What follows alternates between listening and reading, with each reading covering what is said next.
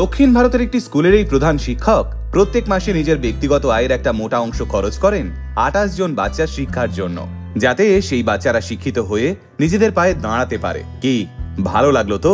আসুন তাহলে আজকের এই ভিডিওর মাধ্যমে রম্ভা রজনীকান্তের সঙ্গে আপনাদের পরিচয় করিয়ে দিই। রম্ভা রজনীকান্ত না, সাউথের বিখ্যাত নায়ক নায়িকার কথা বলছি না, বলছি একটা স্কুলের হেডমাস্টারের কথা। তবে এই হেডমাস্টারও থালাইভা রজনীকান্তের থেকে কম বড় নায়ক নন। অন্ধ্রপ্রদেশের বিজয়নগর জেলার একটি ছোট্ট গ্রাম হলো বাঙ্গারাম্মাপেটা।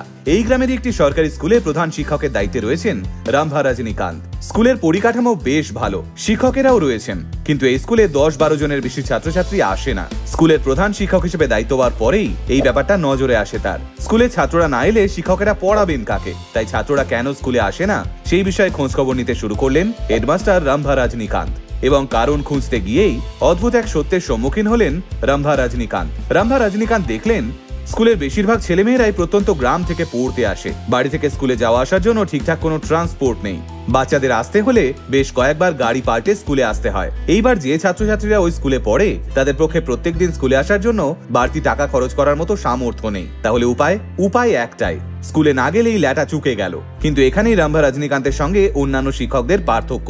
তিনি অভিনব একটা উপায় বের করলেন। তিনি দেখলেন যদি কোনোভাবে ছাত্রছাত্রীদের বিনামূল্যে স্কুলে আসা যাওয়ার ব্যবস্থা করতে পারেন তাহলে আর কোনো অসুবিধে থাকবে না। যেমন ভাবা তেমন কাজ। কষ্ট করে উপার্জন করা নিজের টাকা দিয়ে একটা অটো কিনে নিলেন রম্ভা রজনীকান্ত, আর বাচ্চাদের নিয়ে সেই অটো প্রত্যেক দিন ছুটতে শুরু করলো স্কুলের উদ্দেশ্যে। অটো কিনলেই তো নয়, আর 1-2 দিন পৌঁছে দেওয়ার কাজ তো এটা নয়। প্রত্যেক দিন অটো চালাতে হলে প্রয়োজন তেলের টাকা কোথা থেকে আসবে? তখনও পিছিয়ে গেলেন না রম্ভা রজনীকান্ত। নিজের টাকা থেকেই তেল ভরিয়ে ছাত্রছাত্রীদের স্কুলে পৌঁছে দেওয়ার দায়িত্ব নিলেন। প্রত্যেক মাসে নিজের মাইনে থেকে 12,000 টাকা ছাত্রছাত্রীদের যাওয়া আসার জন্য খরচ করেন এই প্রধান শিক্ষক। এর ফলে গ্রামের বাচ্চাদের স্কুলও কামাই হয় না। এখন গ্রামের 28 জন বাচ্চাকে স্কুলে পৌঁছানোর দায়িত্ব হেডমাস্টার রম্ভা রজনীকান্তের কাঁধে। শুধু তাই নয়, রম্ভা স্যার তার গ্রামে একটি পাবলিক লাইব্রেরিও তৈরি করেছেন, যেখানে গ্রামের বাচ্চারা বিনামূল্যে পড়াশুনো করে এবং সরকারি চাকরির প্রস্তুতি নেয়। এখান থেকে অনেকেই সরকারি চাকরির পরীক্ষায় পাশ করে বর্তমানে ভালো জায়গায় চাকরি করছেন। এছাড়াও 2001 সালে গ্রামে রামানুজান ম্যাথমেটিক্যাল ক্লাব তৈরি করেন রম্ভা রজনীকান্ত। গ্রামের ছেলেরা যাতে অঙ্কে ভালো ফলাফল করতে পারে এবং গণিত বিষয়টির উপর বেশি করে আগ্রহী হয়, তাই এই অভিনব উদ্যোগ নিয়েছিলেন তিনি।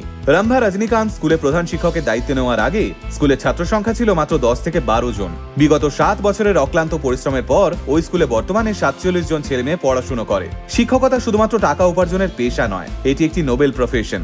দেশের ভবিষ্যৎ প্রজন্ম গড়ার প্রধান কারিগর হলেন শিক্ষকেরা। তাই শিক্ষকদের শুধু পরিশ্রমী হলেই হয় না, এমন কিছু উদ্যোগও নিতে হয়, যা করলে আর্থিকভাবে হয়তো নিজেরা ক্ষতিগ্রস্ত হচ্ছেন, কিন্তু একটা সমাজ ক্রমশ আলোর দিকে এগিয়ে চলেছে।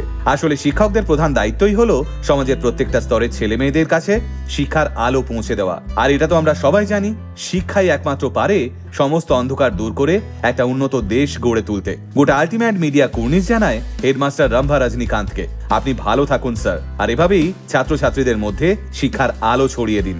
আলটিমেট মোটিভেশন কথা বলে আমার আপনার মতো মানুষের, যারা সাধারণের ভিড়ে থেকেও অসাধারণ কিছু কাজ করে দেখায়।